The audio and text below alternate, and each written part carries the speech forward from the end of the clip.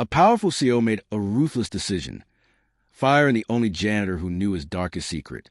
But when his daughter's life hung in the balance, the man he cast aside became his only hope. This is a story about pride, redemption, and the unexpected heroes who walk among us. Before we dive in, make sure to subscribe, hit the like button, and turn on notifications. Stories like this remind us that life's real turning points often come from the most unlikely places. The Man in the Shadows. The 43rd floor Hartwell Tower was a kingdom of glass and steel, where power hummed to the air like electricity. Daniel Hartwell, the CEO, stood at the floor-to-ceiling windows of his corner office, surveying Chicago's skyline as if it were his personal empire. Below him, the city pulsed, cars inching through gridlock, people scurrying like ants, all of them oblivious to the decisions he made that shaped their lives. But deep in the belly of the building, where the elevators didn't stop unless they had to, Walter Briggs moved through the shadows. At 58, Walter had spent the last 12 years pushing a mop across Hartwell's marble floors, emptying trash bins filled with half-finished lattes and crumpled memos. He knew the rhythms of the place better than anyone. The way the executives laughed too loud at 9 a.m., the way the interns tiptoed past Daniel's office after a failed presentation. He noticed things, like the folder marked Project Redwood. It had been left open on Daniel's desk the night before, and Walter, ever meticulous, had only meant to straighten the papers before taking out the trash. But the numbers jumped out at him. Layoffs. 200 names. Good people. Some of them had families. Some of them had thanked him for keeping the break room clean, had asked about his grandkids. He closed the folder and left it exactly as he found it. But as he turned to leave, his mop bucket caught the edge of Daniel's desk, leaving a faint streak of water on the polished wood. Walter cursed under his breath, wiped it away with his sleeve, and prayed no one would notice. Daniel noticed. The next morning, Walter was called into HR. A stone-faced woman with a clipboard informed him that his services were no longer required. No explanation. No thank you. Just a security guard escorting him to the service elevator with a single box of his things.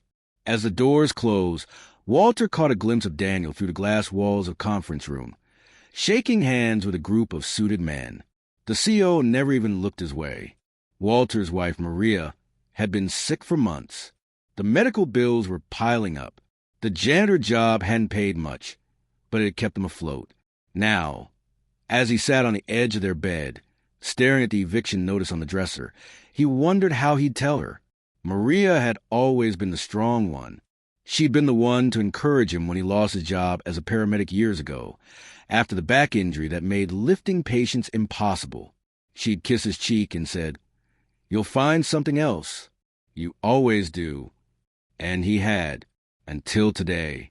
That night, Walter scrolled through job listings on his cracked phone. Uber, delivery driving, warehouse work. Nothing paid enough. Nothing covered the pills Maria needed. He didn't sleep. At dawn, he pulled on an old flannel shirt and headed out. He'd heard the shelter on 5th Street needed volunteers. Maybe they'd let him work for a meal. Maybe, for a few hours, he could forget the look on Daniel Hartwell's face. Like Walter was nothing. Like he didn't exist. But Walter existed. And in 2 weeks, Daniel would learn just how much that mattered. Because when Emily Hartwell's car spun out on Lakeshore Drive, when metal screamed and glass shattered, it wouldn't be a wealthy CEO or a high-powered lawyer who pulled her from a wreckage. It would be the man her father had fired. And Daniel would have to face the truth, that the people he overlooked were the ones who held the world together. The accident. Rain lashed against the windshield in relentless sheets, turning the Chicago streets into a blur of neon and taillights. Walter Briggs tightened his grip on the steering wheel, the wipers struggling to keep up. Driving for rideshare apps wasn't how he'd imagined spending his nights after Hartwell Tower, but it paid better than nothing. Barely. His phone buzzed with another pickup request. Somewhere in the Gold Coast. He almost declined. The rich folks who lived there rarely tipped. And tonight, the weather made every mile feel twice as long. But rent was due in 5 days. He tapped accept. Across town, 16-year-old Emily Hartwell slammed her bedroom door hard enough to rattle the framed diplomas on a hallway wall. "You don't get to decide what I do," she shouted through the wood. Her father's voice was ice. "As long as you live under my roof, I damn well do."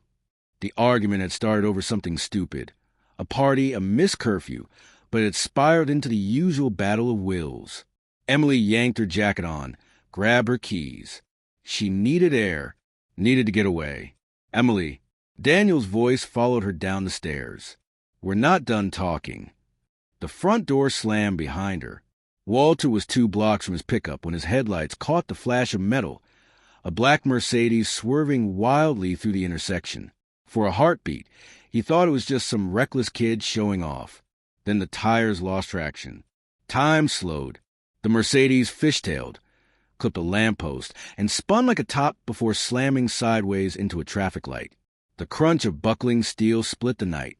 Walter didn't think. He wrenched his car to the curb, hazards flashing, and sprinted toward the wreck. Rain stung his face. The Mercedes' front end was accordioning around the pole, steam hissing from the hood. "Hey, can you hear me?" He wrenched the driver's door open. The girl inside was slumped over the wheel, blood trickling from her hairline, unconscious but breathing. Walter's old paramedic training kicked in like muscle memory. Stabilize the neck. Check for spinal injury. His fingers found a pulse, fast but strong. Sirens wailed in the distance. Too far. He reached across her to unbuckle the seatbelt, and that's when he saw it, the Hartwell Capital keychain dangling from the ignition. His stomach dropped. No, it couldn't be. But the girl's face, even streaked with blood, was unmistakable. He'd seen her a dozen times in the lobby of Hartwell Tower, trailing after her father with the same defiant set to her jaw. Emily. Walter's hands didn't shake. They couldn't. He tore a strip from his shirt, pressed it to the gash on her forehead. "Stay with me, kid." The first police cruiser skidded to a stop behind him. Daniel Hartwell was mid-sentence when his phone rang. And if she thinks she can just... He glanced at the screen. Unknown number. Not now. It rang again. And again. On the 4th call, he snarled into the receiver. "What?" "Mr. Hartwell?" A stranger's voice. "This is Officer Delgado. There's been an accident." The world tilted. "Emily?" "She's stable, but they're transporting her to Northwestern Memorial. You should..." Daniel was already moving, barking orders at his driver. The 20-minute ride passed in a haze of worst-case scenarios. What if she's paralyzed? What if she... The ER was a blur of fluorescent lights and hurried footsteps. A nurse pointed him to a curtained bay where Emily lay, pale but awake, a bandage taped above her eyebrow. "Dad!" Her voice was small. Daniel's knees nearly buckled. He reached for her hand, warm, alive, when the doctor cleared his throat. "She's lucky. Mild concussion, some stitches. If that Good Samaritan hadn't stabilized her before EMS arrived." Daniel barely heard him. "Who was it?" The nurse handed him a slip of paper. He didn't leave a name, just said to tell you it was someone who still cares. Daniel frowned. The phrasing niggled at him, but Emily's fingers tightened around his. "Dad? The man who pulled me out. He kept saying, 'Hold on.' Like he knew me." A chill crawled up Daniel's spine, because suddenly he knew exactly who it was. The search. Daniel Hartwell had spent his life chasing answers. Stock prices, market trends, the precise angle to leverage a competitor's weakness. But now, pacing the sterile confines of Emily's hospital room, he was hunting something far more elusive, a ghost, someone who still cares. The words gnawed at him. Emily slept fitfully, her monitors beeping a steady rhythm. The doctors insisted she'd recover fully, but Daniel couldn't shake the image of her crumpled car, the paramedics' grim faces when they'd said, if he hadn't been there. He pulled out his phone and dialed his assistant. "Lena, drop everything. I need you to find Walter Briggs." A pause. "The janitor?" "Ex-janitor," Daniel corrected, jaw tight. "And don't ask why." Walter's apartment was a 4th-floor walk-up in a building with peeling paint and a flickering hallway light. Daniel stood outside Unit 4B, fist raised a knock, when the door swung open. A woman in her late 50s, Walter's wife, he assumed, froze mid-step, a laundry basket clutched in her arms. Her eyes flicked over his tailored suit, his Rolex, the way he filled a cramped hallway like a predator in a dollhouse. "You're him," she said flatly. "The one who fired him." Daniel stiffened. "Is Walter here?" "Why? So you can kick him while he's down?" She shifted the basket, blocking the doorway. "He's at the shelter on 5th, volunteering. Unlike some people, he actually helps others." The slam of the door echoed in Daniel's bones.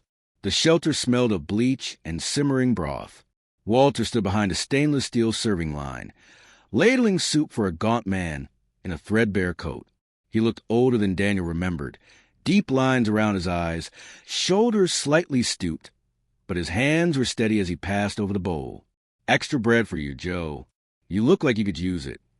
Daniel watched from the shadows. This wasn't the broken man he'd expected. Walter moved with purpose, joking with the regulars, remembering names.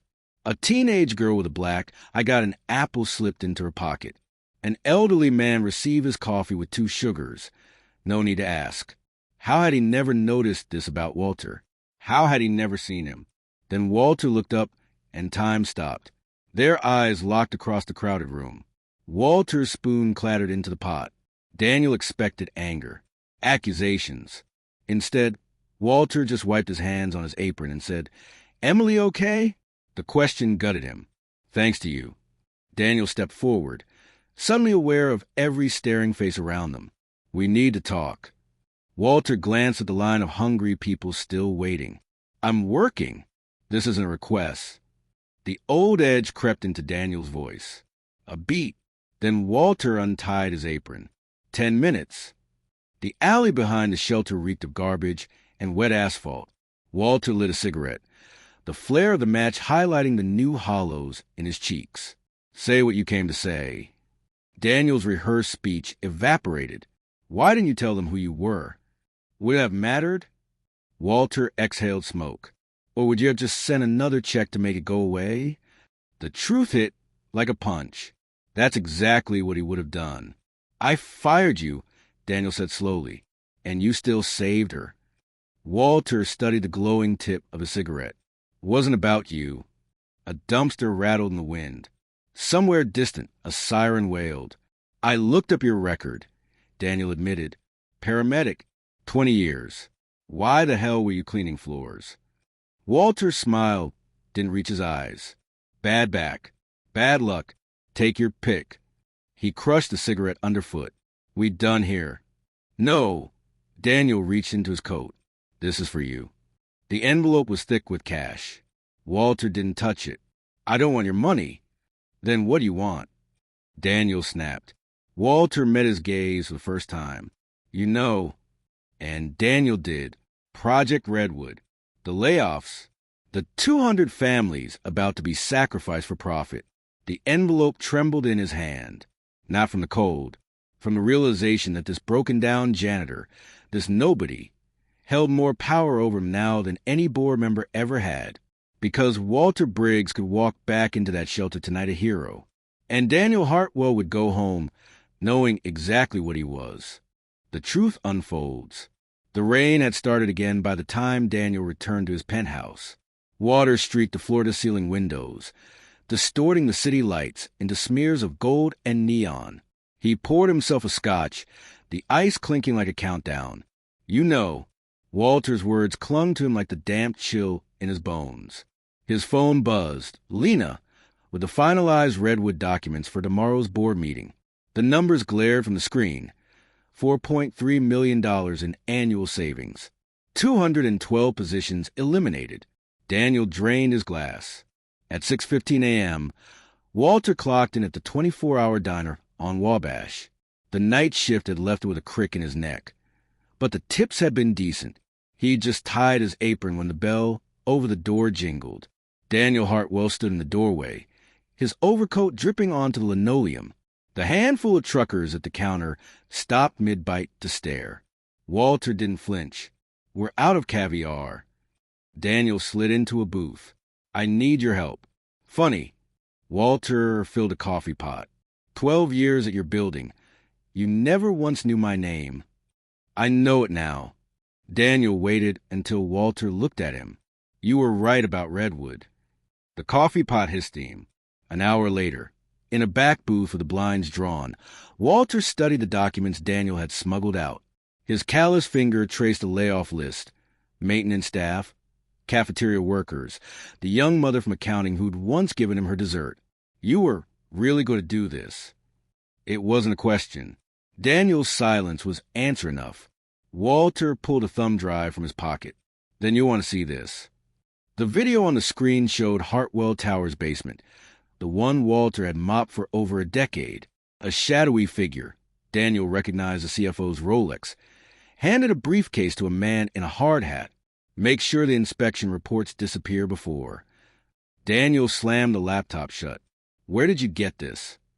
Janitors see everything. Walter sipped his coffee.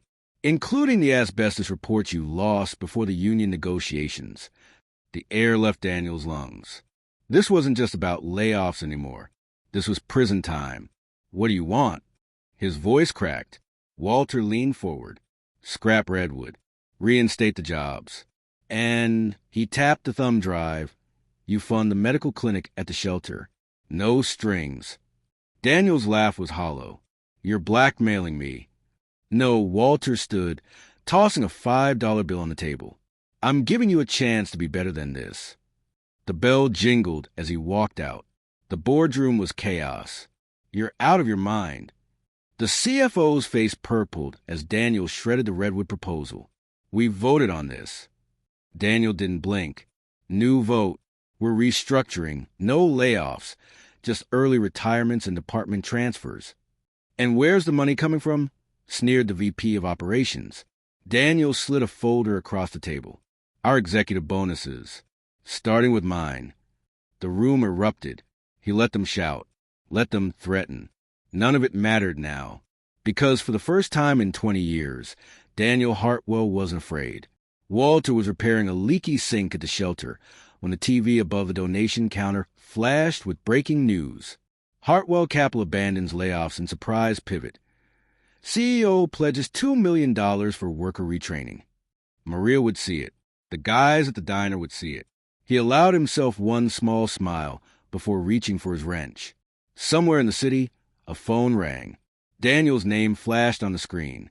Walter let it go to voicemail. Redemption.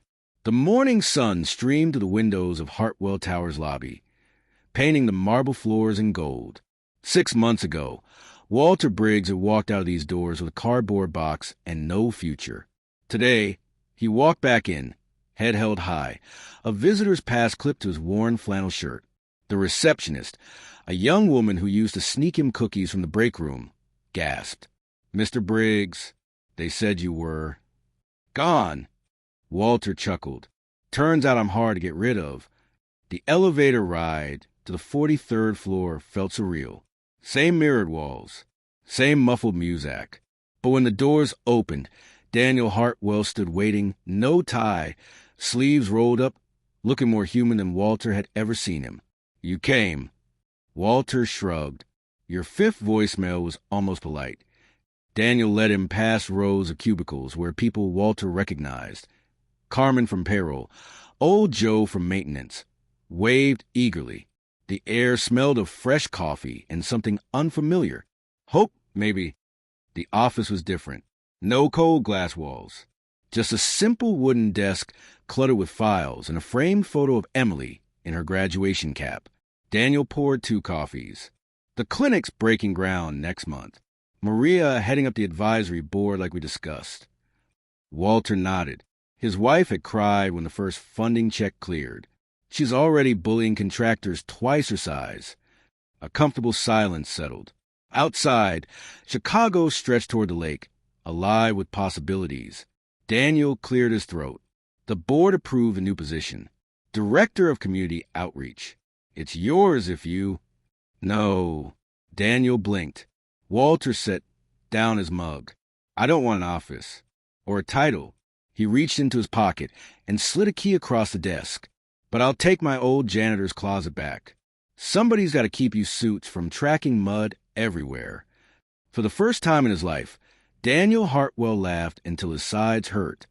That evening, Walter stood on the shelter's rooftop garden, Maria's hand in his. Below, the city hummed, a symphony of car horns and distant laughter. Emily Hartwell bounded up the stairs, 2 paper bags in hand. Burritos! And Dad says if you don't come to Sunday dinner, he's revoking your health care. Maria snorted. Tell that rich boy I'll revoke his kneecaps. As the sun dipped below the skyline, Walter looked around at this messy, imperfect family he'd somehow found.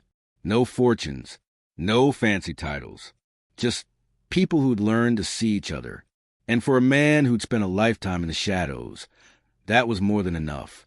This story proves that real change starts when we open our eyes to the people around us. If it inspired you, share it with someone who needs reminding that ordinary heroes are everywhere. And don't forget to subscribe for more stories that turn everyday moments into extraordinary lessons.